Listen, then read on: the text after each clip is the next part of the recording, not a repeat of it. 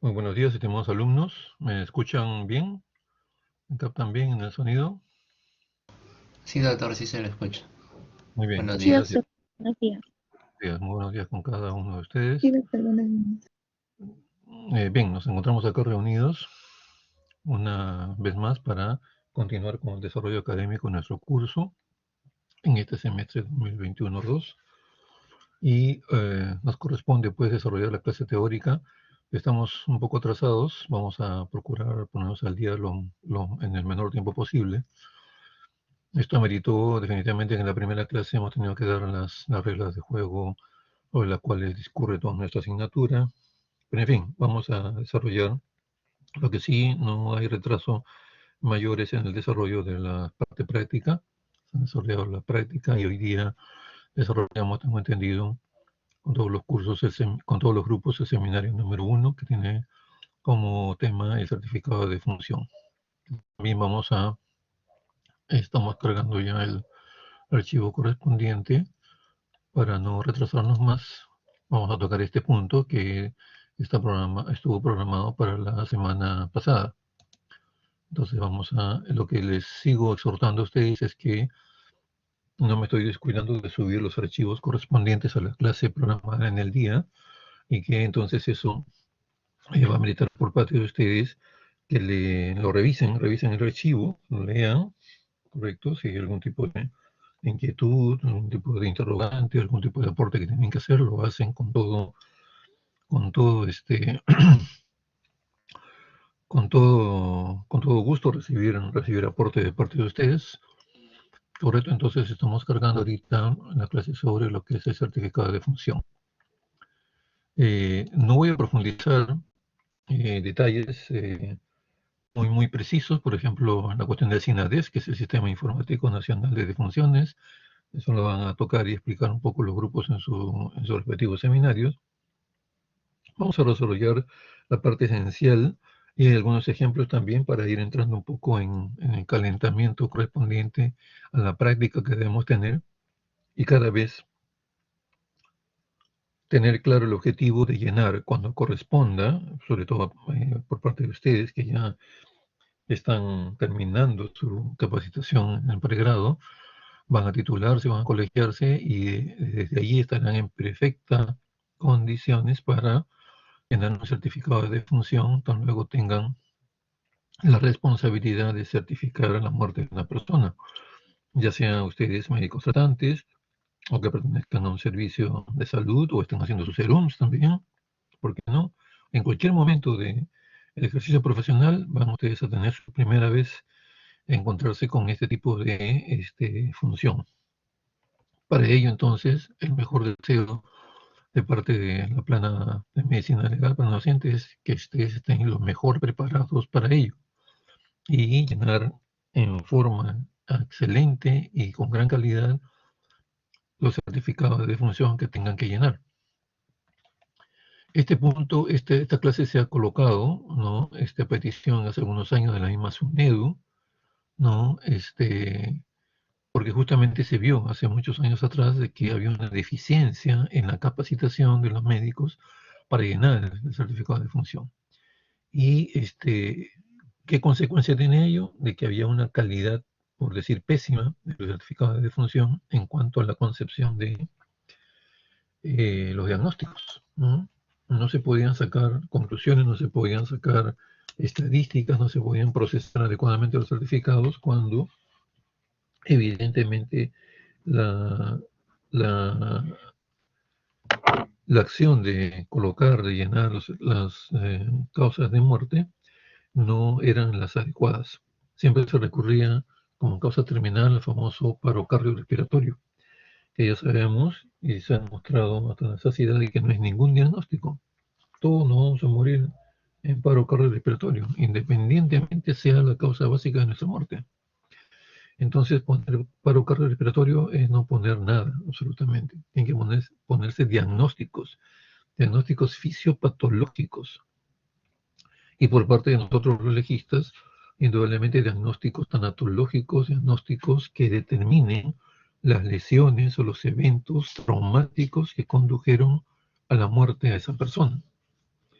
Teniendo esa calidad del certificado de función y estando bien llenado, entonces ese certificado sí va a ser valedero para generar estadísticas, para ser procesado y sacar bastante apoyo de esos certificados y poder generar conocimiento acerca de cuál es la causa de muerte que más predomina en un distrito, en una provincia, en una región, a nivel nacional, los estadísticas que vemos a menudo, cuáles son las 5 primeras causas de muerte este, a nivel nacional en general. Y podemos sacarla también por cuadros infecciosos, por cuestiones traumáticas, pero eso, la calidad de esa información va a estar basada en la calidad del llenado del certificado. Si ponemos diagnósticos inconsistentes, el resultado, la data será inconsistente y nos llevará por caminos en los cuales vamos a estar perdidos, ¿no? Más perdidos que Bellido ¿cómo se llama? Castillo en la actualidad, ¿no? O sea, no vamos a llegar a ninguna parte. En cambio, si procedemos, poniendo nuestros conocimientos médicos, procedemos de acuerdo al conocimiento que tengamos a partir de ahora de cómo se llena un certificado de función, ese documento médico legal va a ser valiosísimo y su aporte será sumamente importante en la generación de data para de ahí adelante tomar decisiones desde el punto de vista epidemiológico, desde el punto de vista político, ¿no? Implementar programas, ¿correcto? Hace algunos meses nomás estábamos viendo, ustedes no me dejarán mentir, hace algunos meses, entre, el, entre los últimos meses del año pasado y los primeros meses de este año, con el famoso SINADEF. ¿Cuánto era la cantidad de fallecidos que informaba el SINADEF producto del COVID-19? ¿Recuerdan ustedes? Y que eso se tuvo enorme polémica. El gobierno decía que era una cifra, el SINADEF decía que era otra. Al final, ¿quién tiene la razón? El gran monetón, ¿no? ¿Cuánto eran las muertes que se informaban cuando comenzó la polémica? 120.000, claro, así, después fue aumentando, 140.000, 150.000. ¿Y el gobierno cuánto indicaba que habían de fallecidos? ¿Recuerdan? Correcto, 70.000, 60.000, más o menos. Prácticamente la tercera parte de lo que era la realidad. ¿Qué derivó esto? Eso ocurrió en la época del presidente Sagasti. Como ninguno daba su brazo a torcer, ¿no? Y el gobierno tenía que haberlo dado porque era una data, ellos sabían que era una data inconsistente. El SINADEF son, como se dice, datos duros. Se tiene, ¿de dónde sale este número? De los registros. Los registros están ahí. Entonces, metámonos al registro, revisemos certificado por certificado y corroboremos. Entonces, ¿qué tuvo que hacerse? Nombrarse una comisión de expertos, ¿no? De expertos clínicos, epidemiólogos, expertos en salud pública. Y en 2, 3 semanas, creo, menos de un mes, se tuvo la respuesta de esa comisión, que el gobierno tuvo que agachar la cabeza y aceptarla. Y efectivamente, se dio la razón de que efectivamente la cantidad de muertos informada por el SINADEF era el correcto, el verdadero. Entonces, ya teníamos en ese entonces una medalla de oro más ganada, ¿no? Como prácticamente si no somos uno de los primeros países a nivel mundial de mayor cantidad de muertos por COVID. Entonces, para eso sirve. ¿De dónde se sacó eso? ¿Se inventó? No. Eso se sacó del documentito este que vamos a analizar, certificado de defunción. Y se sacó de esos datos que habían sido llenados en su gran mayoría correctamente. Digo en su gran mayoría porque siempre hay errores que se cometen. La intención es llegar a una calidad óptima y que esos errores sean mínimos, ya que sean descartables esa posibilidad de error. ¿Correcto? Entonces, la responsabilidad de quién recae en todos nosotros, en ustedes. Una vez que se titulen, una vez que se colegien, van a estar en perfectas posibilidades de extender certificado de defunción.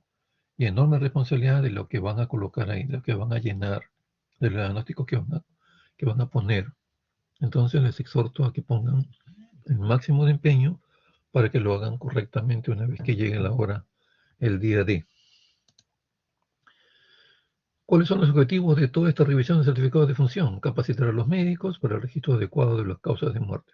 Y comenzando por lo que estamos comenzando, por ustedes que están en pregrado, que ya están en portas de ser futuros colegas, de futuros médicos. ¿Cuál es el otro objetivo? Mejorar la cobertura o proporción de la población cuya muerte es registrada. Somos conscientes que evidentemente todavía hay lugares muy lejanos en los cuales las muertes que suceden en las comunidades no se registran, mucho menos antes que se tenía solamente el papelito, el certificado físico. Ese se le daba al familiar, el familiar no lo llevaba a ninguna parte, se deterioraba, lo ponía en su cocina, los niños jugaban con él, los hijos, y se perdía. Y nunca era registrado. Entonces había un subregistro, ni qué hablar de la calidad de información, ¿no? Diagnósticos que no eran entendibles, que no daban para poder clasificarlos adecuadamente y tener una buena data que revele datos importantes desde el punto de vista estadístico. Otro objetivo es mejorar la calidad de la certificación de las defunciones, a eso nos estamos refiriendo. Mejorar las estadísticas de mortalidad, eso ya lo hemos dicho también. Y finalmente, producto de todo esto, que cada vez tiene que ir mejorando, la toma de decisiones a partir de un análisis de situación de salud. Esto nos lleva a planificar la implementación, monitoreo, evaluación, vamos a señalar esto con la manito, evaluación de políticas de promoción de salud y prevención de enfermedades y de eventos traumáticos. Entonces, es importante. No es una chamba mínima, no es algo deleznable. Le doy la experiencia de hace algunos años, pues inclusive antes que saliera el SINADEF ya tiene creo que ya como 15 años o más, ¿no?, de implementación. ¿Cuál es digamos, la piedra en el camino, la rémora de SINADEF? Que eso implica tener necesidad de conectividad, tener internet, ¿no? El SINADEF van a tocarlo los diferentes grupos de seminario, entonces por esto no quiero profundizar mucho, pero es el escollo. No se tiene internet en muchos lugares, sobre todo lejanos, entonces ahí tenemos que seguir recurriendo al papelito, ¿no? Indudablemente que el certificado llenado en el sistema informático también tiene que imprimirse, entregarse al familiar. Pero ¿cuál es la ventaja? Que eso queda registrado en la base de datos. En el servidor del MINSA y de RENIE queda ya. Yo lleno el formato electrónico y eso queda. El familiar, si lo lleva o no lo lleva, eso es irrelevante. Eso es perjuicio en todo caso para el familiar y los trámites que tiene que hacer en la parte civil, sobre todo, para cobrar herencia, para cobrar seguros, para cobrar pensiones de orfandad, etcétera, etcétera, que vamos a valorar más luego en los siguientes diapositivas. Entonces, ese es en resumen un poco la importancia. Por lo tanto, antes que existiera el SINADEF, acá en el Callao, por ejemplo, que habrá conocido de que a nivel, por ejemplo, de los que manejamos algún vehículo automotor, sobre todo los taxistas, tienen miedo de ingresar al Callao porque es el lugar donde se toman la fotopapeleta, se sanciona porque te pasas el control, el límite de velocidad, etcétera, etcétera. ¿Por qué se tuvo que llegar a eso? Porque evidentemente en esos años era terrible las cifras de, por ejemplo, hechos de tránsito, de atropellos y muertes subsecuentes por hechos de tránsito. Entonces se empeñó, como no es gigantesco el Callao, pues se tomó una decisión política por parte de la municipalidad, antes que existieran inclusive los gobiernos regionales, de hacer un estudio profundo de eso. Se convocó por parte de la municipalidad, se convocó a la Dirección Regional de Salud, al Instituto de Medicina Legal y a otras ONGs que estaban trabajando en ese rubro. Se estudió la data que se tenía hasta ese momento, que era pues también un poco inconsistente y de mala calidad, pero a pesar de eso se llegó a conclusiones completamente precisas. ¿Por qué suceden las muertes relacionadas a hechos de tránsito? Por mala señalización en las calles. No hay semáforos, mala señalética a nivel de las pistas, de las veredas, no se hace cumplir por parte de la policía el reglamento de tránsito, ¿correcto? Y falta pues la videovigilancia. Ahora, producto de ello, se tomó la decisión política, lo cual significaba presupuesto, plata, y se implementó. Se hizo señales de tránsito, se instaló semáforos, se instaló esos famosos arcos de control de velocidad en las grandes avenidas y otras medidas complementarias. Ahí nomás en menos de un año, una bajada así drástica en las muertes o de lesiones graves con discapacidades subsecuentes por motivo de hechos de tránsito. Entonces, esto sirve, indudablemente que sirve, pero debemos tener una buena calidad de insumo para tener algo bueno también cuando se necesite sacar una conclusión, ¿correcto? Bien, entonces eso es importante. Los gerentes, la gente que gestiona, no, acá menciona, por ejemplo, en esta diapositiva, los médicos fuimos entrenados para tratar pacientes y salvar vidas, ¿no? No tanto para llenar pues, papelitos y todo. Por eso hubo esa necesidad de ir capacitando cada vez más y con mayor precisión para que ese documento sirva como insumo, sea un buen insumo para, una vez procesado, generar decisiones también adecuadas y de calidad. Entonces, los datos captados de los informes estadísticos, adecuados por supuesto, con buena calidad, ayudan a los gerentes de salud a determinar las prioridades para la prevención de muertes por causas, ¿no?, que ya hemos mencionado anteriormente.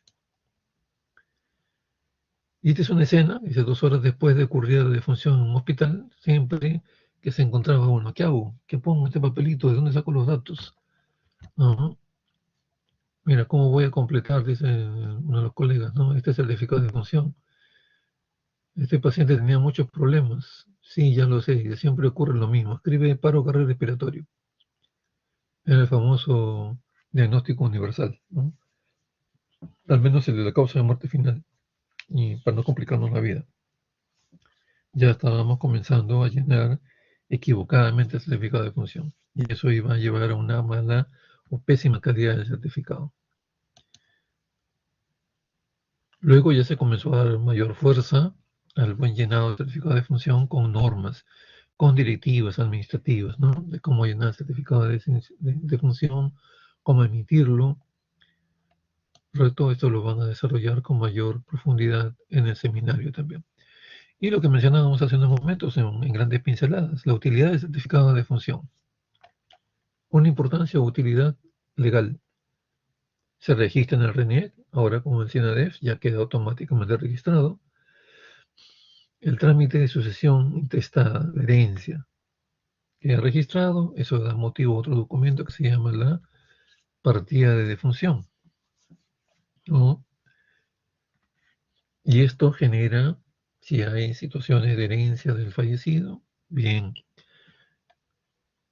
el cambio de estado civil en el sobreviviente, el cónyuge, ¿no?, tiene que pasar a un estado civil de viudo. ¿Cómo se hace?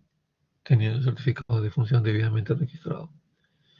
Y esto es importantísimo, es un primer punto. El cadáver en el que se ha certificado la defunción de esa persona no se mueve ni un milímetro, no puede ser inhumado o enterrado, como se le conoce en el lenguaje común, no puede ser ni inhumado, no puede ser cremado, ni ningún otro movimiento de ahí si es que no cuenta con un certificado de defunción, suscrito por un médico, indudablemente. Entonces, vital importancia desde el punto de vista legal. La importancia de salud pública, la parte epidemiológica, la parte estadística, ya lo hemos adelantado un poco, pero ¿cuál es la utilidad? La vigilancia epidemiológica y activación de respuesta. Un certificado de defunción bien llenado nos va a dar data importante y nos va a ir diciendo cuáles son las enfermedades más frecuentes, prevalentes, las enfermedades infectocontagiosas, las enfermedades emergentes. ¿Correcto? Sabemos que en los últimos años, pues los infartos, la hipertensión, la diabetes, ya están tomando los primeros lugares en causas de muerte. ¿Será eso todavía vigente, correcto? Tenemos que dar un vistazo a los certificados de defunción, pero esto tiene que ser de buena calidad. ¿Correcto? Entonces, describir la situación nos ayuda, la evaluación del certificado de defunción nos ayuda a describir la situación de salud en un país o en una región y poder hacer comparaciones, ¿no? En esto, por ejemplo, que les mencioné el ejemplo del Callao en cuanto a muertes por accidentes de tránsito. En muchas regiones, en muchos distritos acá en Lima, suceden muertes, por ejemplo, por causas externas, ¿no? Por asaltos, por crímenes. ¿A qué se debe? Tenemos que realizar debidamente el análisis de los certificados de defunción y sacar conclusiones a punto de partida de esto. Acá nos orientar la identificación de grupos de riesgo y poder establecer políticas, programas o proyectos para evitar muertes por la misma causa, ¿no? Disminuir esa causa, ponerla del puesto 1 o 2 al puesto pues 8, 10, o sea, que salga de la lista. Sirve el estudio y procesamiento de los certificados de función para planificar, monitorear y evaluar intervenciones en salud pública. Esto aquí es más fresquecito, lo del SINADEF. ¿Qué nos ha dado como lección? Hemos tenido un pésimo manejo de la pandemia, ¿correcto? Entonces ya sabíamos que, por ejemplo, la cuestión del oxígeno, etcétera, etcétera, pero en general había un mal manejo. ¿En qué se ve reflejado? En el alto número de personas muertas por esta causa. Entonces, ¿qué es lo que hemos debido desde el comienzo? Que ya se decía, no 60.000, sino 150.000, ir implementando la necesidad de que traigan más rápido las vacunas, ir implementando mayores medidas de control, ¿no? Ya sea en la cuarentena, etcétera, etcétera, pero tomar decisiones, ¿correcto? Entonces, para eso sirve. Eso es importante. Si se tarda, imagínense, en el caso de la pandemia, días o semanas son fatales. Y hemos terminado con ya casi 200.000 muertos por efecto de la pandemia. Entonces, eso que obliga a tomar intervenciones, a hacer intervenciones en salud pública. Y lo cual, lamentablemente, pues aquí había una serie de cambios políticos, ¿no? Entrada de un gobierno, vacancia del presidente, entrada de un gobierno de transición, a este gobierno que es completamente polémico. No avanzamos. Tenemos el dato ahí, pero ni bien se está sentando los funcionarios, y si esos funcionarios son de pésima calidad, pues ni modo, ¿no? Peor va a ser el retraso. Otra importancia y utilidad administrativa, clínica, hacer una vigilancia de la calidad de atención en hospitales. Se están muriendo por estas causas que están siendo certificadas en este documento, que están siendo puestas en el certificado de función. ¿Qué ocurre? Muchas enfermedades infecciosas en un hospital, algo está pasando en el control, ¿no? Epidemiológico de este tipo, ¿correcto? A ver, me da un minutito, por favor, y estoy nuevamente con ustedes.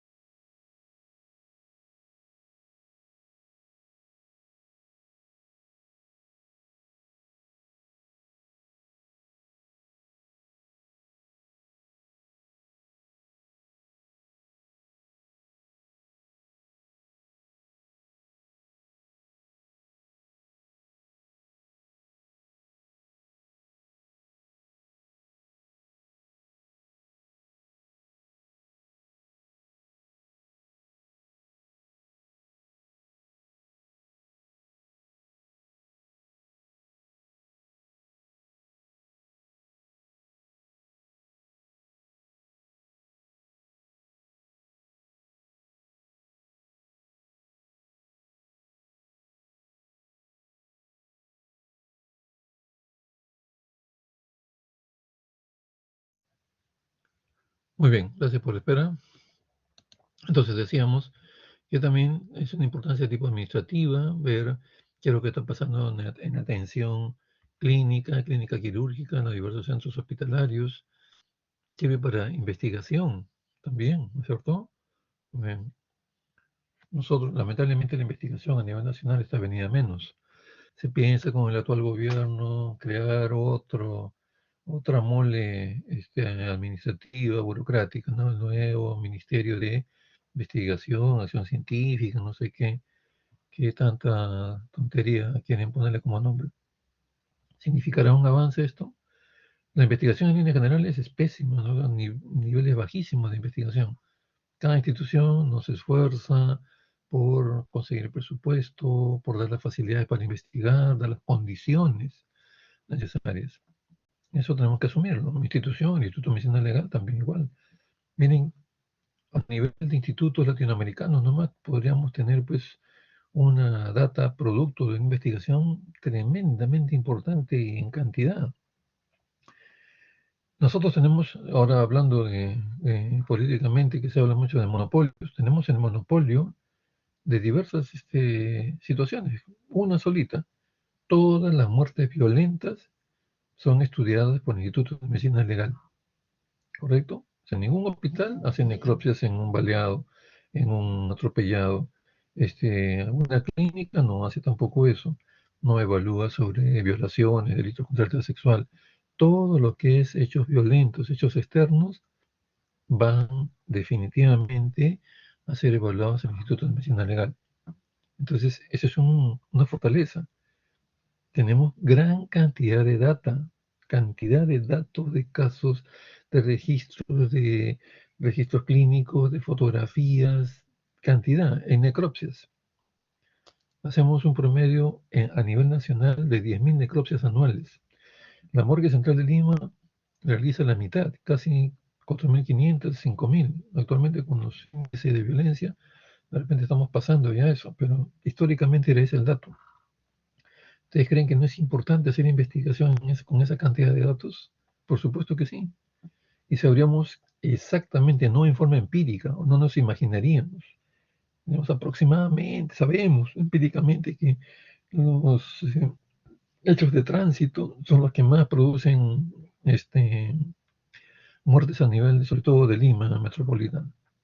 Pero eso hay que revelarlo. ¿Realmente será cierto eso? Inclusive tenemos posibilidad de desarrollar, y producto de la investigación es eso, desarrollar software, ¿no? Por ejemplo, la pasada estuvimos viendo, ¿no?, que es nuestro sueño tener un software georreferencial para decir ya desde el comienzo, desde que recogemos un cadáver de una persona que está atropellada en el Cono Norte, en San Juan de Lurigancho, en cualquiera de los distritos de Lima, y es llevada a la morgue central, tener su registro de procedencia, luego tener el diagnóstico, ¿correcto? Entonces eso ya nos daría inclusive una georreferenciación de dónde están viniendo y cuál es el caso. Hecho de tránsito, ya, ¿de dónde viene más? De Coma, de San Juan de Lurigancho, de Vía Salvador. Y eso nos daría ya información justamente por lo que hemos estado mencionando, para tomar decisiones. Y ese es producto y parte de una investigación. Hechos violentos como el sicariato, ¿no? Muertos por proyectil de arma de fuego, por arma blanca, ¿no? Por hechos de agresiones, violaciones, todos tenemos data, pero que es desarrollada de forma lenta, un tanto imprecisa.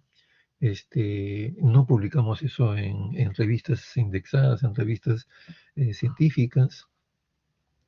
¿Y eso de quién es la responsabilidad? De la institución en general, ¿no? Lamentablemente los que gerencian, los que gestionan, tienen una visión un poco corta, no con esa. No tenemos, por ejemplo, así como Colombia, como Brasil, creo que Argentina también, hay un órgano de publicación, una revista, un boletín. No lo tenemos oficialmente.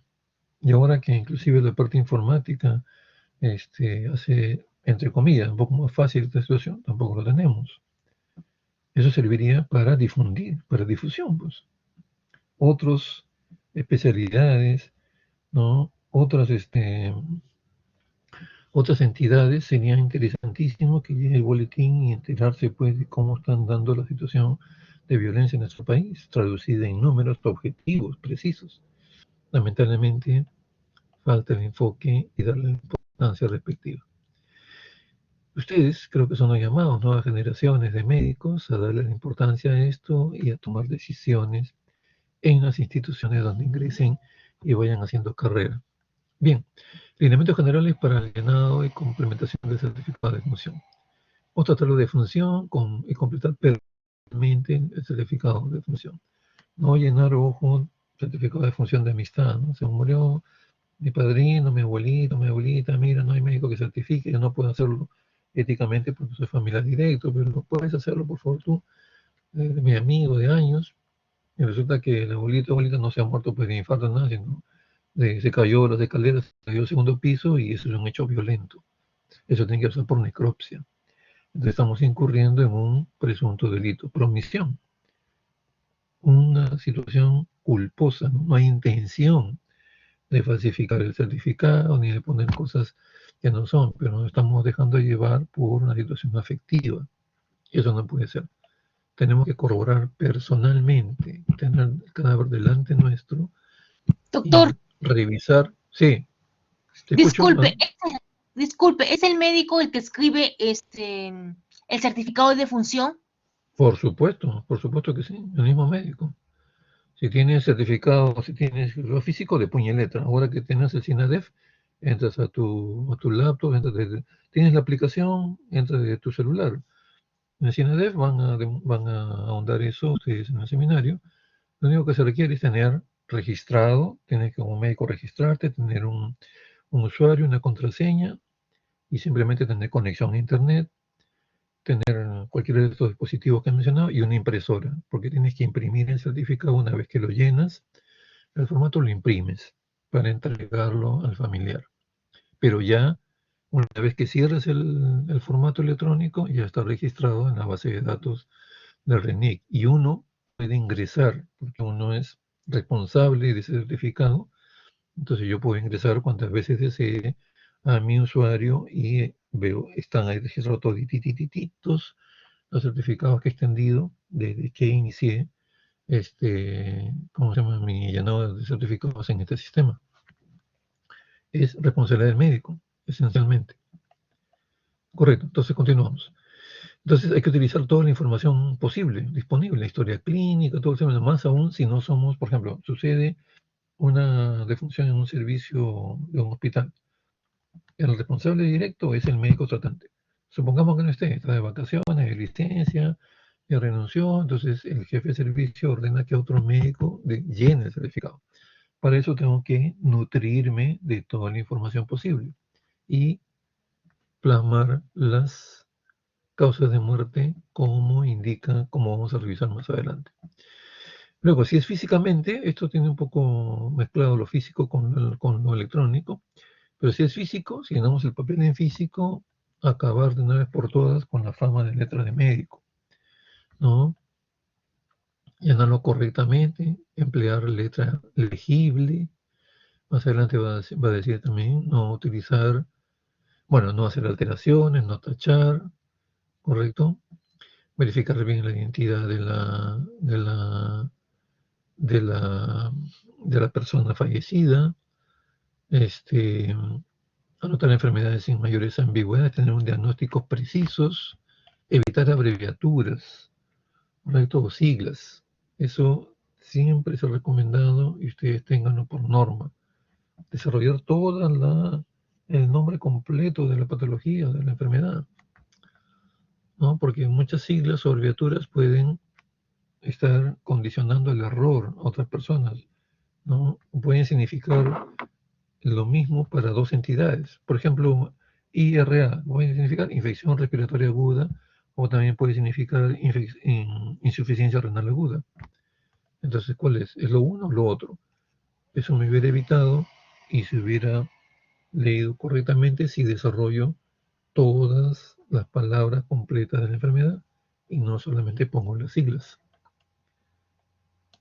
Eso es muy importante. Determinar la secuencia lógica de las causas de defunción y el intervalo de tiempo.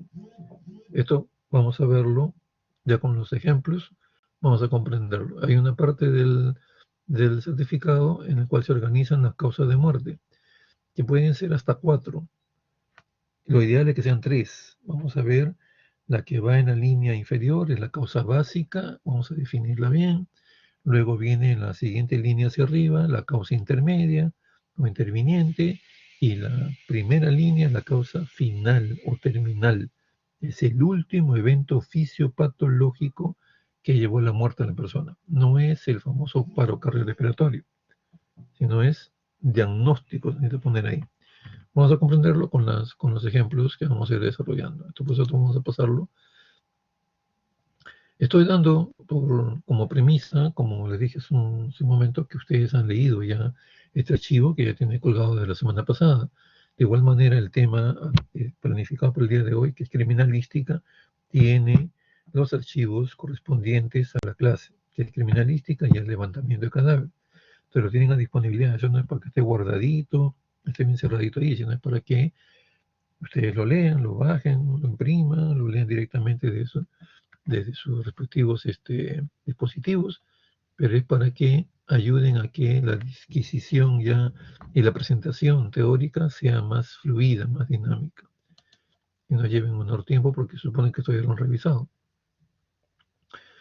Entonces, lineamientos generales para el llenado, como digo, hay datos administrativos, de dirección, de nombre. Yo también hay apartados en los cuales, por ejemplo, si la persona que fallece es una mujer en edad fértil, también hay capítulos donde hay que marcar esa alternativa. Muerte accidental o violenta, eso es reservado para quién? Para la intervención del médico legista. Entonces ustedes, si no van a ser legistas, no tienen por qué llenar estas secciones, ¿no? Ni tampoco tienen por qué certificar una muerte por hechos externos, por hechos violentos. Tienen que poner en conocimiento de la policía de la fiscalía, para que se intervenga en forma adecuada.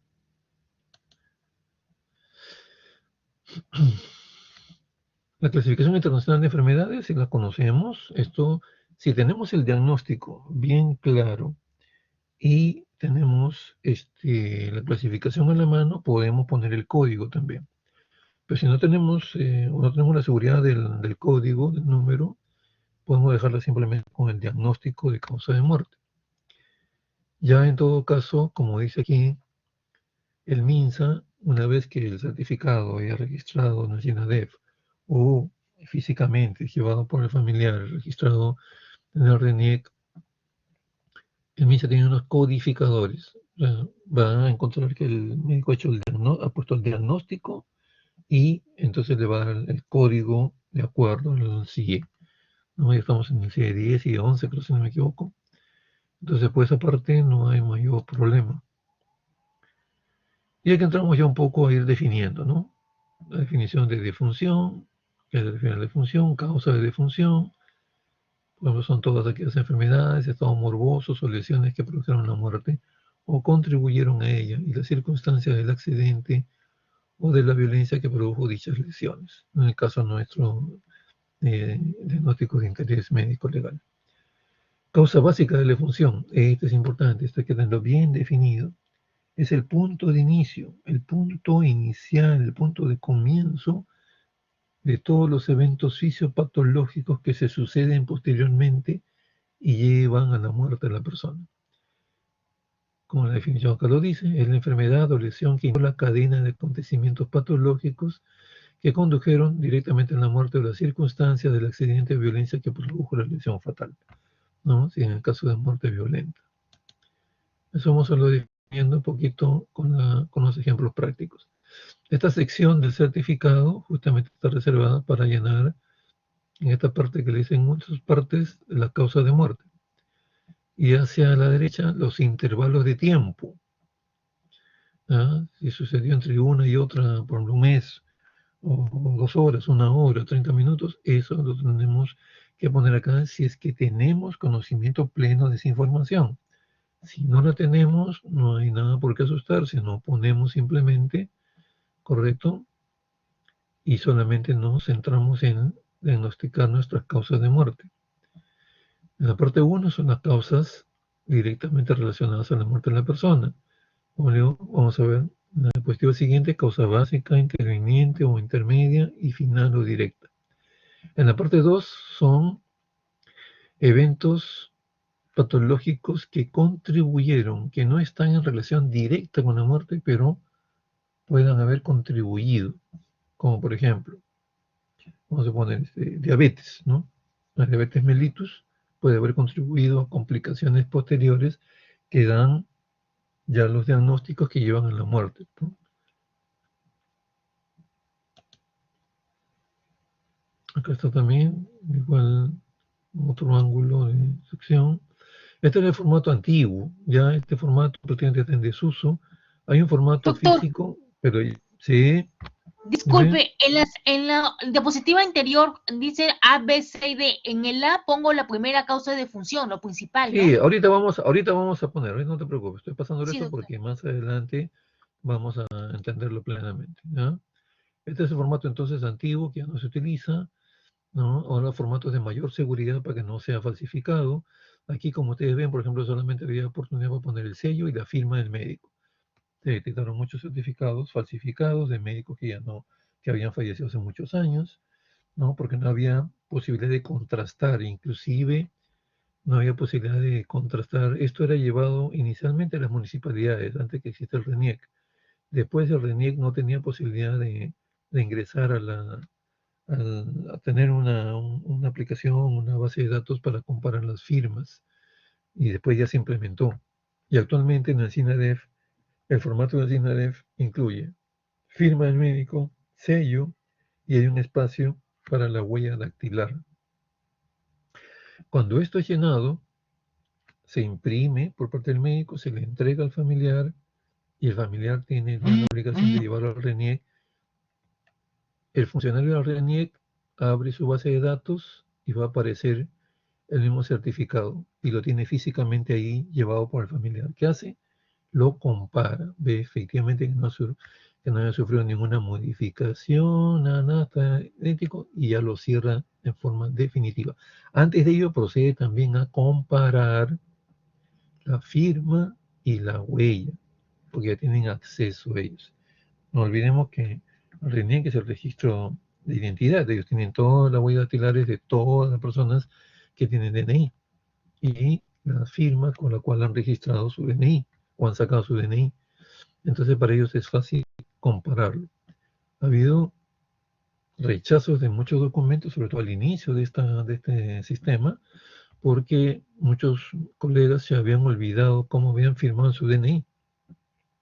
DNI tenía años que lo habían sacado, pero y acostumbrados en el trabajo a poner rúbricas, nada más rúbrica, ya se habían olvidado, ¿no? A veces no tenían el DNI en la mano para acordarse cómo habían firmado. Ponían una rúbrica, llegaba el familiar al RENIEC, lo comparaban y decían, no, esta no es firma del doctor, regrésese para que lo corrija. Entonces ocasionaba evidentemente molestia, pero era cierto, pues eso era parte de la seguridad de ese documento. ¿Correcto? Entonces ya después de ese tiempo de un poco de corrección y digamos ingratos discusiones, ya están tratando todos los médicos de hacer su firma lo más parecida, lo más idéntica posible a la que figura en su DNI.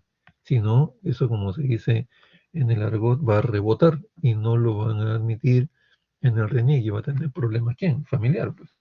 Porque el certificado está ahí, está registrado a nivel informático, pero el familiar no puede registrarlo en forma definitiva y generar los trámites subsiguientes.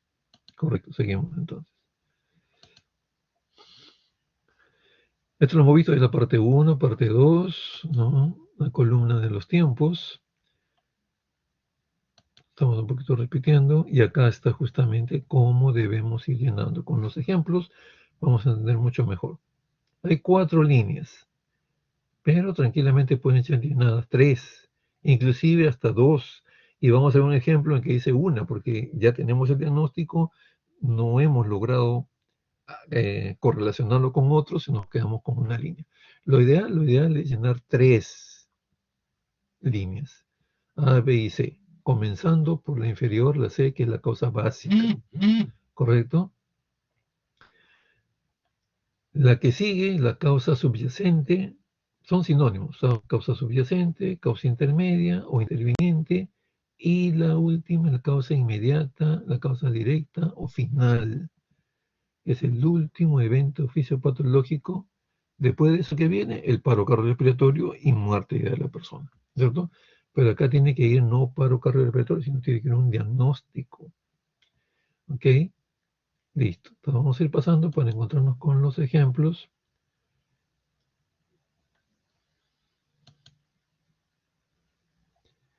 La pregunta más importante que uno debe hacerse es, como dice que está diapositiva, la causa de defunción que estoy escribiendo, ¿podría ser resultado de alguna otra condición? Entonces es como una cascada, ¿no? Una lleva a la otra, una explica a la otra. Lo importante es encontrar el punto inicial, la causa básica. De ahí va hacia un segundo nivel, que es la causa intermedia, que la explica, ¿no es cierto? Y de ahí a la causa final o directa.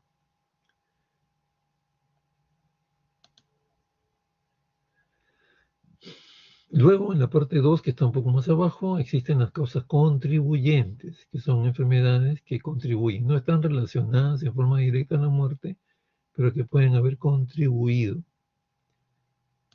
Es igual, vamos a, con estos ejemplos que aparecen ya a partir de esta diapositiva, vamos a entenderlo mucho mejor. Caso 1. Una mujer de 50 años de edad fue admitida en el hospital vomitando sangre y fue diagnosticada con hemorragia por varices esofágicas. Le evaluaron clínicamente, seguro alguna intervención, ¿no? Algún examen auxiliar que nos da este tipo de detalle. La investigación reveló hipertensión portal. La mujer tenía una historia de infección por hepatitis B. 3 días después de haber ingresado, falleció. ¿Cómo organizamos nuestras causas de muerte? Aquí está. ¿Cuál es el punto inicial? Si no hubiera tenido esa enfermedad, se hubiera muerto de cualquier otra cosa. Por los datos que tenemos, es la hepatitis B. Punto inicial. Ese evento fisiopatológico va a generar eventos posteriores que van a conducir finalmente a la muerte de la paciente. Entonces acá tenemos hepatitis B como causa básica. Punto importante describirlo y organizarlo. Hepatitis B, ¿qué va a generar con el tiempo? Cirrosis hepática. Entonces pasamos, estas ya son, tanto la B y la C son enfermedades, causas de muerte intervinientes, intervinientes, causas de muerte. Nosotros preferimos determinarla como causas intermedias, ¿no? Porque son intermedias. La cirrosis hepática, ¿no? Hepatitis B origina cirrosis hepática en el transcurso del tiempo, como ya conocemos la evolución de esta enfermedad. Luego, producto de esta cirrosis hepática, se desencadena o aparece con el tiempo hipertensión portal. Miren, una va explicando a la otra. Y finalmente, esta hipertensión portal produce, pues, varices esofágicas y con alguna situación pequeña o significativa, con algún pretexto, como se dice, se rompen esas varices. Y se establece una hemorragia digestiva, que lleva finalmente, puede llevar inclusive hasta el shock hipovolémico y finalmente a la muerte de la persona. Pero esa es la manera de organizar, sabiendo detectar la causa, el punto inicial, punto de comienzo, de origen, y de ahí los demás eventos fisiopatológicos que van finalmente a llevar a la muerte de la persona. La explicación es extremadamente importante, que la causa básica de cada muerte esté correcta y se registre con precisión, lo que decíamos. En este caso, la hemorragia por varices esofágicas fue la causa directa de la final terminal. Van a encontrar, y lo hemos puesto ahí. Hay varios sinónimos para cada nivel de causa. Nosotros, el punto de vista forense y parte de la docencia, prefiero yo denominar causa básica. La siguiente es causa intermedia y la causa final, ¿no? Entonces, esas 3 causas. Pero también pueden figurar como sinónimos, pero esa es la secuencia. Entonces, en este caso que nos aboca, la hepatitis B fue la causa básica de la muerte. Ahí comenzó todo. Sabiendo esto, la respuesta en salud pública es la implementación de programas de vacunación contra el virus de la hepatitis para prevenir muertes de este tipo. Importante, ¿no es cierto? El certificado se va a acumular en la base de datos.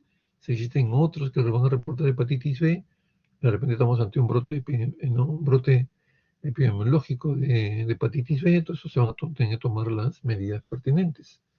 Entonces nos lleva a tomar decisiones.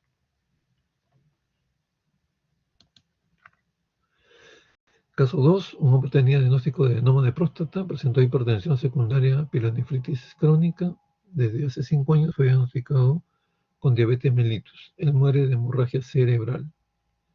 Puede ser complicación de estas enfermedades que hemos mencionado. Entonces, ¿cómo organizamos esto? Lo primero que aparece en todos los eventos fisiopatológicos es el adenoma de próstata. Entonces, esa es la causa básica de la muerte. Luego, producto de la aparición de este adenoma, ocurre pielonefritis crónica debido a la obstrucción, ¿no? Debido al crecimiento de la próstata. Esta pielonefritis va a llevar a una hipertensión secundaria. Y esta hipertensión secundaria puede llevar a problemas de hemorragia cerebral. Entonces, causa básica, en este caso en la línea D, causas intermedias en la línea C y B, y la causa inmediata o terminal en la línea hemorragia cerebral. Estamos viendo ahorita que en ninguno de estos existe el famoso paro cardiorrespiratorio, ¿no? Sino que a manera de eslabones, a manera de cascadas, una muerte va explicando a la otra, ¿cierto? Podemos hacerlo también en orden inverso, ¿no? Esta hemorragia cerebral, ¿debido a qué? A la hipertensión secundaria. Está explicado fisiopatológicamente. Esta hipertensión secundaria, ¿a qué se debió? A la pielonefritis crónica debido a la obstrucción. Plenamente justificado. Y esta pielonefritis crónica, ¿qué tuvo como antecedente? ¿A qué se debió? Al adenoma de próstata. Entonces, están plenamente justificados, tanto para arriba como para abajo, los diagnósticos de causa de muerte. Y la causa contribuyente, ¿correcto?, es la diabetes mellitus. La diabetes mellitus de por sí no produce la muerte de la persona, sino va condicionando a que aparezcan otros eventos fisiopatológicos y unido a ello va complicando la salud de la persona y ocasionando finalmente su muerte. Bueno, acá está un poco la explicación, ya nos hemos adelantado. Otro caso, otro ejemplo aquí, es un hombre de 56 años de edad, relata dolor fuerte precordial y disnea. Él muere a las 3 horas de iniciados los síntomas. Su electrocardiograma y niveles de enzimas confirmaron el diagnóstico de infarto de miocardio. Se recurre a exámenes auxiliares que corroboran la información diagnóstica clínica, ¿no? Y se averigua si hay antecedentes de otras enfermedades. No las hay. Antecedentes patológicos negativos. Entonces, aquí nos quedamos con la única posibilidad de infarto agudo de miocardio. Y ratificado, ¿por qué? Por los exámenes de laboratorio. Entonces, excepcionalmente, si descartamos todo antecedente de enfermedad y no encontramos ninguna, ¿cómo explicar el evento final de la muerte? Podemos quedarnos excepcionalmente con una causa. Lo admiten, ¿no?, los mismos que recomiendan el debido llenado del certificado de función, que puede ser, pero eso es excepcional, ¿no? Siempre vamos a encontrar al menos dos, ¿no? Por ejemplo, nosotros que trabajamos muchas veces sin información pormenorizada, a veces nos quedamos con dos causas de muerte. La final, que sí o sí tiene que haber, y la causa básica, que también sí o sí tiene que aparecer. Tenemos que diagnosticarla. Doctor, Sí, en ese caso sí, no se escucho. llena el B y el C, ¿no? Pues si En el no caso tienes, anterior. no puedes inventar. Tienes que llenar lo que tienes ahí claramente definido. Es correcto, Los datos ¿no? solamente que me dan. Así es, o lo que puedes averiguar tú, ¿no? Es el mismo caso, este caso número 3 es el mismo caso, pero con la diferencia de que no se le realizó, pero observen, ponemos lo mismo. ¿Por qué? Porque estamos en capacidad clínicamente y con los datos que tenemos de llegar también a este diagnóstico. Y ponemos lo mismo, infarto agudo de miocardio.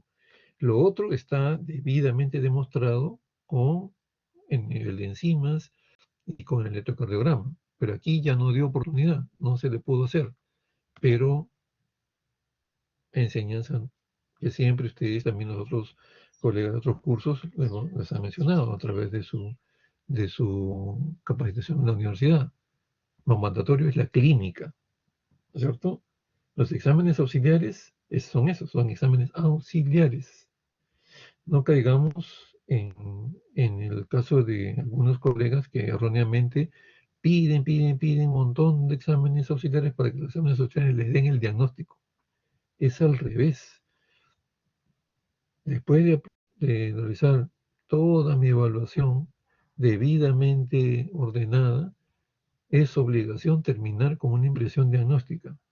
Y después, en mi plan de trabajo, ir solicitando exámenes de laboratorio, exámenes auxiliares, que me corroboren mi impresión diagnóstica. Ahí estaría plenamente cerrado el caso y respaldado mi buen criterio clínico, pero no al revés. No voy a poner un diagnóstico y esperar toda la rumba de exámenes auxiliares para que ellos me den el diagnóstico. Incorrecto, ¿no? Y también se cae en el exceso de pedir exámenes sumamente sofisticados cuando yo tengo una impresión diagnóstica, pues que es de menor nivel, ¿no es cierto?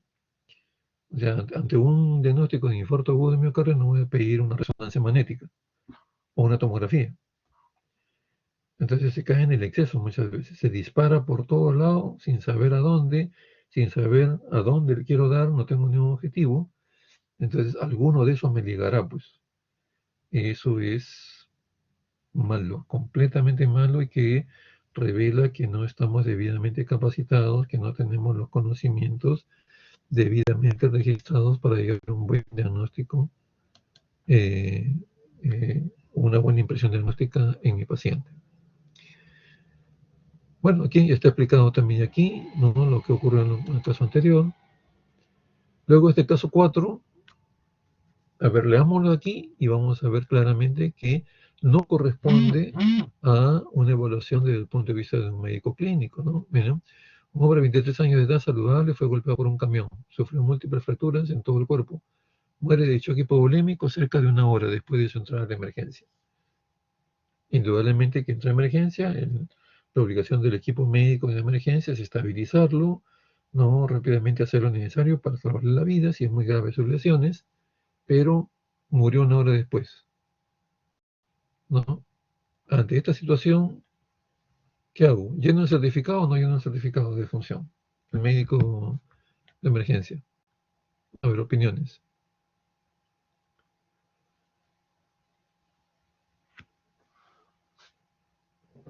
¿Se puede certificar de función o no?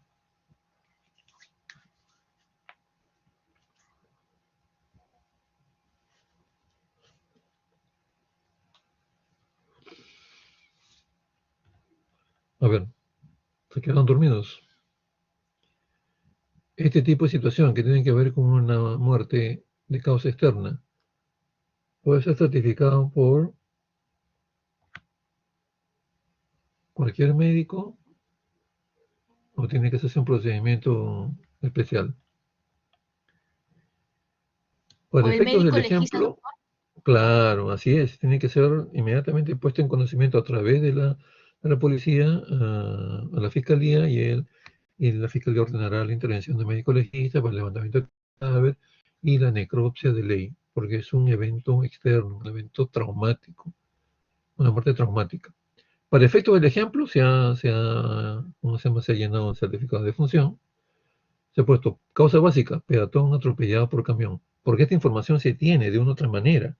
Pero cuando no se tenga, está admitido y es normal ponerlo. Nosotros lo ponemos muy cotidianamente. A cada rato, ¿no? Ponemos simplemente suceso de tránsito o hecho de tránsito. Porque a veces el oficio que nos llega con la información que trae la policía dice, no, este señor parece ser que lo atropellaron, pero fue al hospital y falleció a las 2 horas, ¿no? Y solamente le han puesto TEC severo, vamos a suponer.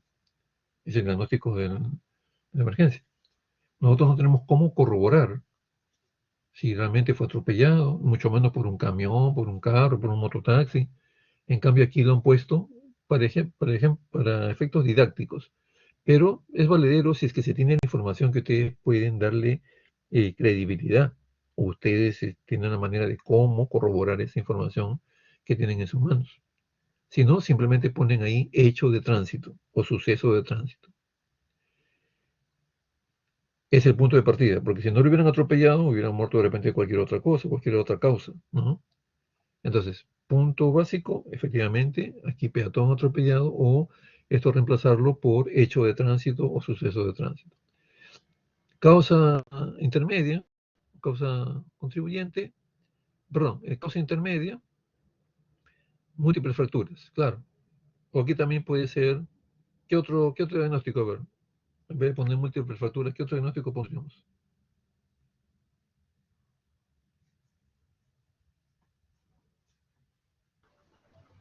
Politraumatizado, autor. Correcto, muy bien, gracias. Politraumatizado, efectivamente, completamente valero. ¿Ya? Y producto de ello, ponen choque hipovolémico, pero este choque hipovolémico ha tenido que ser corroborado de una u otra manera. Aquí estamos viendo que no hay necropsia, nada todavía, ¿no? ¿Cómo llegó el médico a poner choque hipovolémico? ¿Cómo ustedes pueden llegar a establecer por un politraumatizado que está en choque hipovolémico? Porque ingresó y murió todavía después de una hora, si no me equivoco, ¿no? A ver,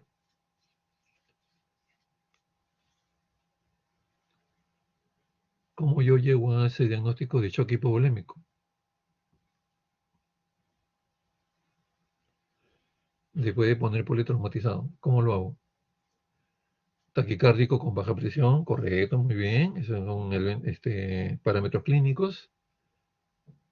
Ya, ¿qué más? A ver, recurramos al examen auxiliar. Palidez, muy bien, también.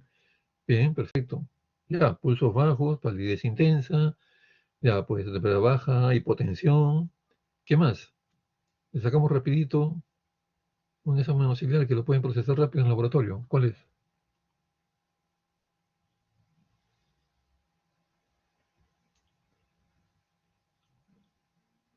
Claro, un hemograma, ¿no es cierto? Ahí va a salir hemoglobina por los suelos, probablemente, ¿no? 4, 3, no sé, 5, ¿no?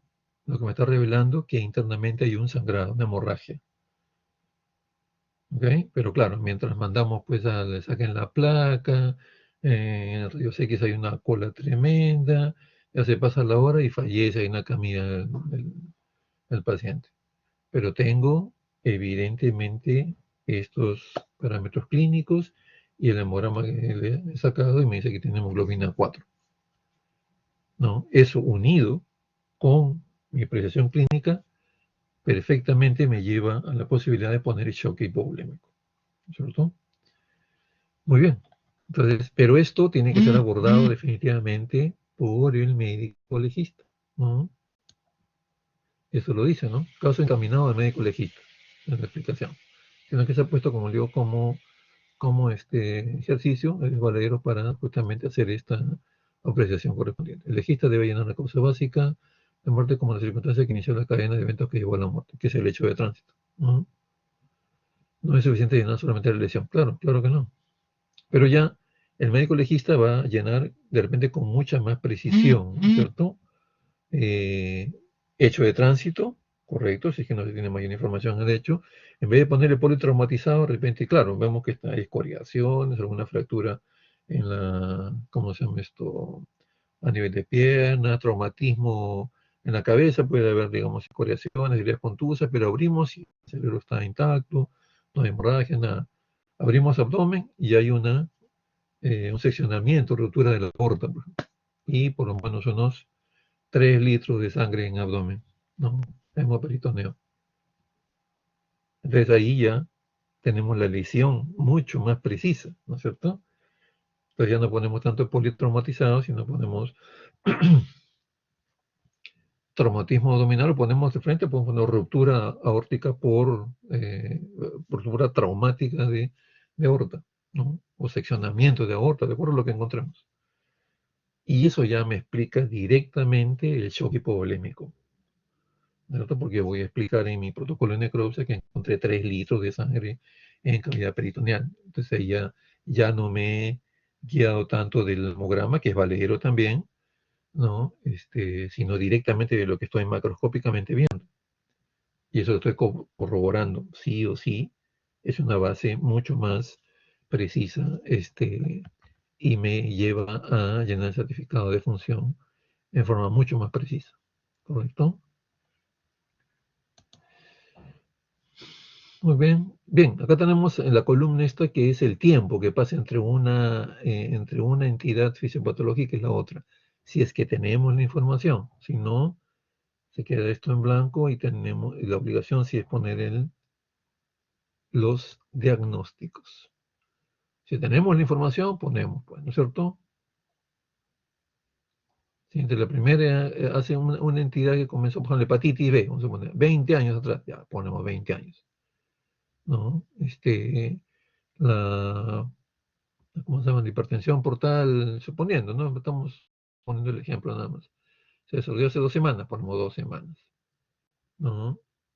Y la hemorragia por varices esofágicas ya no 5 días, sino ya, no sé, 2 horas, 3 horas, la hora que llegó a emergencia. Ahí, si conocemos esto, lo ponemos. Si no, lo dejamos simplemente en blanco. No es cuestión de inventar o aproximar o intuir o adivinar, no. Esto todo tiene que ser datos debidamente comprobados o que puedan ser comprobados, ¿no? Listo. De hecho, esto también corrobora lo que decimos, todo evento externo que produce la muerte de una persona tiene que ser derivado por la investigación fiscal y médico-legal. ¿Correcto? Más aún si es un evento traumático, lesiones por hechos de tránsito, lesiones por bala, por arma blanca, por elementos contundentes, ¿no? Por lesiones contusas, pues, asfixias, ahorcamientos, estrangulamiento, etcétera, etcétera, ¿no? Más envenenamientos, con más razón, hay que investigar plenamente qué veneno le dieron o tomó, etcétera, ¿no?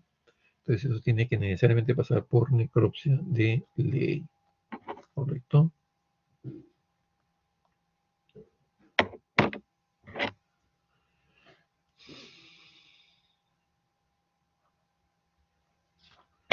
Listo. Entonces, esto es lo correspondiente a el tema de certificado de función. ¿Alguna inquietud? Como este tema va a ser mucho más desarrollado a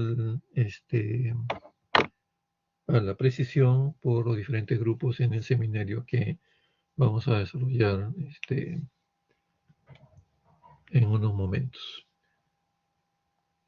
Bien, vamos entonces, todavía un poquito de tiempo, unos 10 minutos, 15 minutos. Vamos a iniciar voy a abrir el archivo correspondiente ya a la clase de hoy. No lo vamos a terminar indudablemente, pero vamos a avanzar lo que podamos en estos minutos que nos quedan. La clase de hoy, como está ya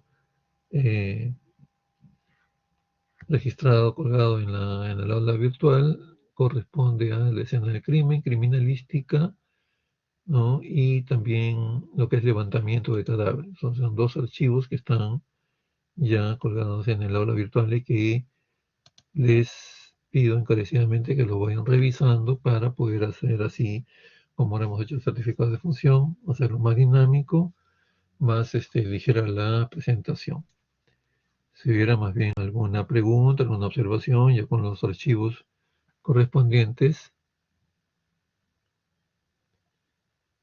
lo vamos a ir viendo en la clase. A ver, ¿qué me preguntaban aquí, doctor Manuel? En el caso del paciente que fallece mientras duermen y la familia no sabe la causa de muerte, ¿se verá al médico legista? Claro, si llegas a la conclusión de que no ha tenido una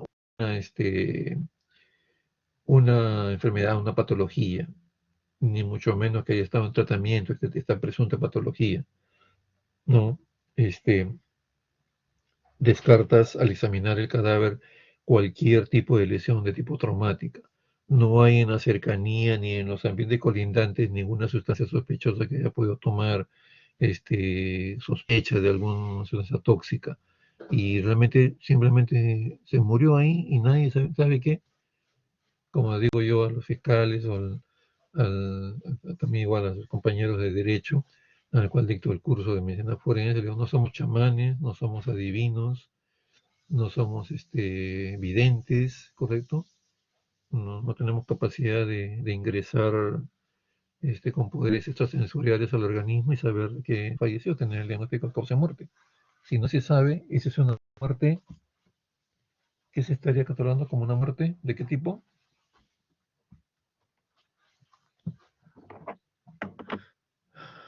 Una muerte súbita, así es, correcto. Ese es el diagnóstico. Una muerte súbita. No sabemos si es natural, porque no hay antecedentes suficientes de información que podamos acopiar para poder darle categoría de muerte natural, ¿correcto? Muchas personas, por ejemplo, toman, qué sé yo, 1 o 2 blisters de algunos medicamentos, quieren suicidarse y lo botan, se deshacen hábilmente de eso y no hay posibilidad de encontrar nada. La única manera es hacer una necropsia, sacar los exámenes auxiliares, reconocer realmente macroscópicamente alguna de estas sustancias y tener una llegada diagnóstica sobre eso. Entonces, bien la pregunta, lo que tenemos que hacer es simplemente llenar el certificado de función, no tenemos ningún tipo de información para certificar la defunción, mucho menos si no somos médicos tratantes, no conocemos el caso, es muy peligroso eso. En ese caso sí, ¿no? En otros casos que tienes todo ahí cantado, eso me ha sucedido y lo es en la clase de lo que es historia de la medicina legal, ¿no? O sea, el, también igual la medicina legal, y vamos a verlo también perdón, en el archivo de levantamiento. El levantamiento de cadáver no solamente el médico legista va a corroborar la muerte o lo que está sospechando de que posiblemente se ha muerto y dice ya, necropsia de ley, sino también sirve para determinar que esa causa de muerte es lo más probable que sea de tipo natural. ¿Por qué? Porque tienes información de la familia. El caso me ha sucedido a mí, yo se lo digo por experiencia. Información de la familia. Tienes el muertito que no tiene ninguna lesión. Tienes los medicamentos por todos lados de la habitación. No había nada traumático, todo está en orden. Y como punto adicional tienes al médico clínico que lo ha visto el día anterior y que sabía que tenía, por ejemplo, no sé, era seropositivo o había tenido un problema, ya una persona de bastante edad, había tenido una neumonía que está en tratamiento y que él está en capacidad de hacer el certificado de función. Ha habido varios casos que me han tocado así. Entonces tú le explicas al fiscal que no hay ninguna necesidad de llevarlo a necropsia, ¿correcto? Porque es inútil. O sea, se descartan digamos, las condiciones para que vaya a necropsia, que vamos a ver en la clase correspondiente. Hay condiciones para que un cadáver vaya a necropsia. Pero si esas condiciones no se cumplen, y es más, hay suficiente información, ¿no?, para catalogar esa muerte de tipo natural, simplemente el fiscal tiene que desistirse de su orden de necropsia, ¿no?, entrevistarse con el médico que va a extender el certificado de defunción y entregar el cadáver ahí a los familiares. Y todo eso se registra en el acta pues, correspondiente, definitivamente, ¿no?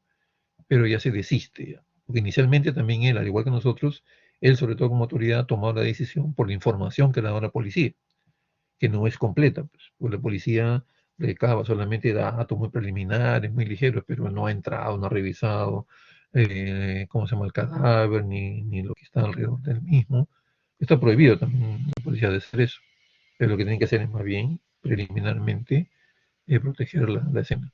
Entonces, tranquilamente, ¿no? Se puede decir, no, esta muerte es natural, yo no voy a certificarlo, no, sino el médico mismo que tiene ahí, médico tratante. Entonces, para eso también sirve la intervención del médico legista, ¿correcto? Bien, entonces, compartamos los primeros, al menos, las primeras diapositivas. Hoy tenemos criminalística. El concepto es una ciencia que estudia los indicios dejados en escena del crimen, gracias a los cuales puede establecerse la identidad del autor y la circunstancia o circunstancias que concurrieron para que se plasme o para que ocurra el delito, ¿no? Todo indicio, todo elemento que se encuentra no deja de tener importancia y justamente es relacionado y trabajado con la información que se tiene para poder recogerlo y poder investigarlo mucho más preciso. De esta manera, que obedece al objeto o el objetivo de la criminalística. ¿Cuál es el objetivo? Descubrir o verificar científicamente el delito y al delincuente. ¿Científicamente qué significa? Si yo encuentro pues un un proyectil de arma de fuego, una bala, un casquillo. De repente más allá está el arma en el cual se le disparada, o se le encuentra después al presunto delincuente el arma de la que presuntamente salieron disparadas esas balas. Eso es lo que tengo que hacer. Debidamente recoger esos indicios, las balas, los casquillos, y lo llevo al laboratorio de balística. Y, como dice aquí, estamos señalándolo con la manito, científicamente verificar y estudiar ese indicio, ese elemento encontrado en escena, con los instrumentos, con los equipos, y el profesional debidamente capacitado, acreditado, la institución licenciada, el equipo debidamente con las condiciones y el reconocimiento de control de calidad, el resultado de ese examen en esos equipos, en instrumentos, va a ser irrefutable. Entonces yo puedo demostrar, analizando esos proyectiles y la presunta arma que pueda ser encontrada posteriormente, que ese proyectil salió disparado de esa arma y no de otra, porque hay características de lo que se denomina homologación. Yo homologo, es como si fuera una huella. Cuando sale la bala, al interior del tubo cañón del arma en que sale disparada, tiene unas hendiduras que le dejan un raspado en la base de la bala. No dejan una huella, es un raspado lineal que eso engarza perfectamente cuando uno analiza el estereoscopio y otros instrumentos que utilizan los balísticos. Entonces es como una huella que deja el arma sobre la bala y que corresponde a un arma y no a otra. Entonces es importante. Eso es demostrar técnica y científicamente que esa bala salió de esa arma. ¿No? De repente me encuentran a mí, yo soy sospechoso, entrego mi arma y dicen, no, esta bala no salió de esta arma. Entonces ahí ya se comienza a alejar la posibilidad de que yo esté involucrado en ese asesinato. De igual manera, verificar, descubrir al delincuente, identificarlo. Primero por las huellas, ¿cierto? Se le captura, se recogen huellas de la escena, del auto, si es una casa, un vaso que haya cogido previamente el delincuente, se levanta la huella, se homologa con la huella del RENIEC y se dice aquí, pertenece a esta persona. Perfecto, entonces está plenamente identificado. Elemento que, por ejemplo, en una escena de un presunto delito contra la libertad sexual, bajo la modalidad de violación, ¿cierto? Había una niña que la han violado, puede sobrevivir después de la agresión o puede morir también, porque muchos delincuentes matan a la víctima para evitar la identificación de ellos por parte de la víctima. Entonces, por ejemplo, encontramos una serie de cosas que están pues, movidas debido a la lucha, al ataque y defensa. Hay ropa, hay elementos que están desperdigados, hay lesiones, hay manchas de sangre, porque la víctima se defendió, arañó al delincuente, o el delincuente, para disminuir su capacidad de defensa, la golpeó con una piedra, un elemento contundente, qué sé yo, ¿no? Y de repente encontramos por ahí papelitos, ¿no? Un papel higiénico, un arrugado ahí, insignificante, ¿no? Entonces, el delincuente agredido sexualmente ha eyaculado probablemente al interior, si la víctima es de sexo femenino, ha eyaculado a nivel de la vagina o a nivel de periné, qué sé yo, y la víctima se limpia o él mismo se limpia con papel y lo arroja por ahí. Ese papel parece insignificante, es de vital importancia, ¿correcto? Ese papelito es levantado, se pone en elementos de soporte importantes, lo que se llama una cadena de custodia, llega bien custodiado al laboratorio, se investiga y puede haber contenido por los restos de semen. Y los restos de semen pueden tener espermatozoides. Y los espermatozoides que vamos a sacar, ADN. Entonces tenemos ya un mapa genético ahí. Si capturamos al violador, en una orden judicial, sacamos muestra y se le hace ADN. ¿Qué se hace? Se homologan esos dos ADN, se hace un cruce, un match, que le llaman los biólogos genéticos.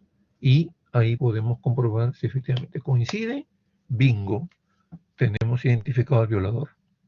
Entonces, todo elemento por deleznable que parezca, por sin importancia que parezca en ese momento, es vital. No deja de tener importancia cualquier elemento que aparezca sin importancia. Todo se envía y ya se va siendo desechado una vez que se estudia técnica científicamente, ¿cierto?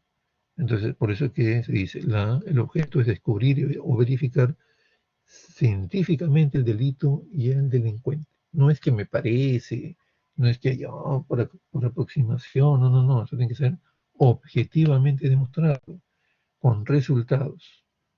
¿Cómo sabe usted que es el agresor? Acá encontramos tal elemento, está fotografiado, ha sido levantado, está lacrado, sellado por el fiscal, los peritos, se desembaló en el laboratorio de genética, se le hizo todos los exámenes correspondientes en los equipos que están debidamente calibrados, con el mantenimiento, con el registro de calidad, ISO 2001, 2020, qué sé yo.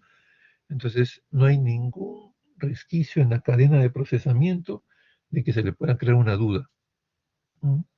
Entonces, técnicamente salió este resultado. Y también de igual manera, con la muestra que se le sacó al presunto agresor, se corrobora mediante el cruce de datos y efectivamente coinciden plenamente estos mapas genéticos. Entonces, por lo tanto, se trata del violador. Caso cerrado en ese aspecto, ¿no? Porque falta otro tipo de situaciones, ¿no? Para complementar. Pero su defensa puede argumentar tranquilamente que ese dato estuvo mal hecho, mal procesado, porque se recogió inadecuadamente, etcétera, etcétera, ¿no? Entonces, por eso el objetivo es estudiarlo técnica y científicamente todo esto. 3 áreas de estudio, o pilares fundamentales o columnas fundamentales en las cuales reposa la criminalística. La escena, fundamental, toda la información, elementos, indicios son importantísimos en la escena. Por eso se requiere personal bien calificado, altamente calificado. Hay peritos de escena que son permanentemente formados y actualizados. El otro estudio es laboratorio, os he explicado, ¿no? Porque no hay ninguna situación de controversia o de impugnación. Equipos, instrumental, personal debidamente, ¿cómo se llama?, acreditado, con los títulos, los estudios de especialización correspondientes, etcétera, etcétera, ¿no? Y la identificación. La identificación, el pilar fundamental, tiene que verificar al delincuente, ¿no?, los hechos, cómo sucedieron, ¿no? Entonces tenemos la identificación del delincuente por datiloscopía, tiene que tener peritos datiloscópicos. Por antropología, odontología, tiene que tener peritos antropólogos o odontólogos. Y finalmente el último nivel de identificación, que es el ADN. Vamos a tener biólogos, genetistas, biomoleculares que hagan la prueba. Entonces, con eso se cubre, digamos, las áreas de estudios importantes. Cuando ocurre un hecho criminal, ¿no?, uno se entera, por ejemplo, que han matado a alguien, ustedes van en la etapa presencial, por ejemplo, que ya se acerca probablemente el próximo año, o anterior a esta pandemia, ¿no?, iban a la universidad, cruzaban por un parque cerca de la universidad y encontraban a una persona con mancha de sangre tirada en un jardín, en medio de ese parque. Uy, ¿qué pasó? Lo han agredido, de hecho, lo han asaltado, está muerta, no está muerta. Como médicos podemos comprobar eso. Si efectivamente no hay signos vitales, ¿no?, inmediatamente ¿a quién avisamos? Al serenazgo o la policía, ¿no es cierto?, para que tomen acciones correspondientes. Entonces, estas fases que obedecen a un procedimiento de investigación criminalística, primero comienzan por el enterarse de la noticia. Encontré a esa persona que presuntamente lo han asaltado, lo han matado. Paso a la segunda fase, que es la comprobación del hecho. ¿Quién hace la comprobación del hecho? La policía. Llega al lugar y efectivamente comprueba que esa persona no tiene vida, ¿correcto? Pasa a la tercera fase, la protección preliminar.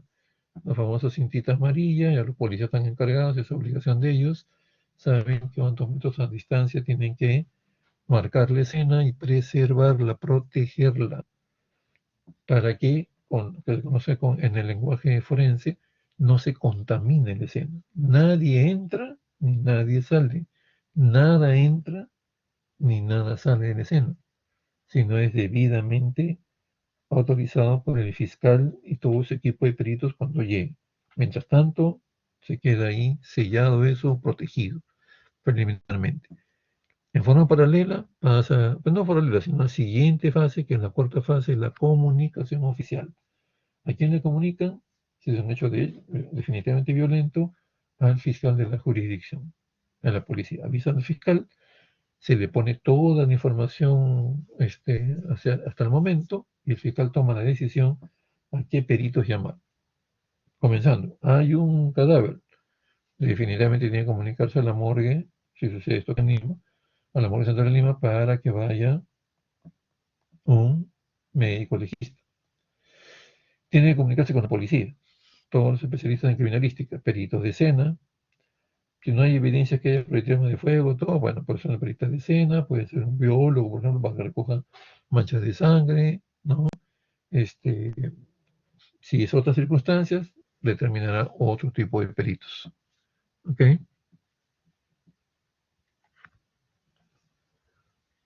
El doctor Ramos y el doctor Takuda tienen que coordinar los delegados de práctica, pero además es una pregunta si los grupos del doctor Ramos tienen práctica.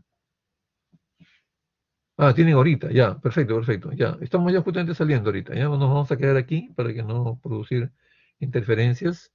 Yo pensé que me estaban preguntando. Perfecto, entonces nos quedamos aquí, ya, la delegada, o el delegado, por favor, Álvaro, me hace recordar que nos hemos quedado en la diapositiva 3 de este tema para continuar la clase siguiente. Correcto, entonces nos quedamos ahí, pasemos a nuestras prácticas correspondientes, a los seminarios, los grupos que corresponden, y gracias por su participación.